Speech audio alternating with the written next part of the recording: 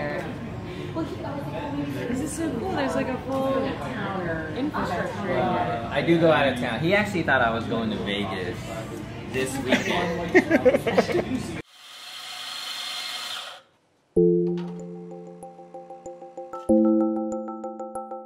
Well, my name is James Mireless, founder of Pulp Coffee, a private label wholesale manufacturer of roasted coffee. I believe God kind of birthed coffee on the inside from a summer camp. After that camp, I immediately came back to San Antonio. I applied for a job that wanted a store manager, and I walk in and the owner says, "Well, there goes my general manager. Do you know how to run a coffee shop?" I said, "Yes, sir, I sure do." And sure enough, he gave me the opportunity to open up my own coffee shop, gave me a percentage of the business. So I was all of 20 years of age, had my first coffee shop with percentage ownership, and I'm gonna go do this for the rest of my life. I'm gonna go open up gourmet cafes. Well, Pulp Coffee started out as an idea with a very close friend of mine and coworker. We originally had an idea to do wine, coffee, pretty much everything that consisted of something with pulp. And I came back home to my roots in San Antonio and decided to start Pulp Coffee. Well, a very wonderful lady by the name of Kathy Siegel was hosting and putting on the San Antonio Cocktail Conference. She says, "I'm gonna partner you up with Licor 43.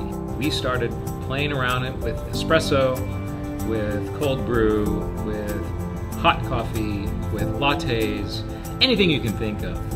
And as we were testing and tasting, I decided, you know what, I need to create a coffee that will complement Licor 43 and balance it where the coffee doesn't overtake the liqueur, but it's a complementary item." So that's when I came up with 4 beans using 3 region. I knew I needed an African coffee. That's where the brightness, the juiciness, the fruit flavors come into play.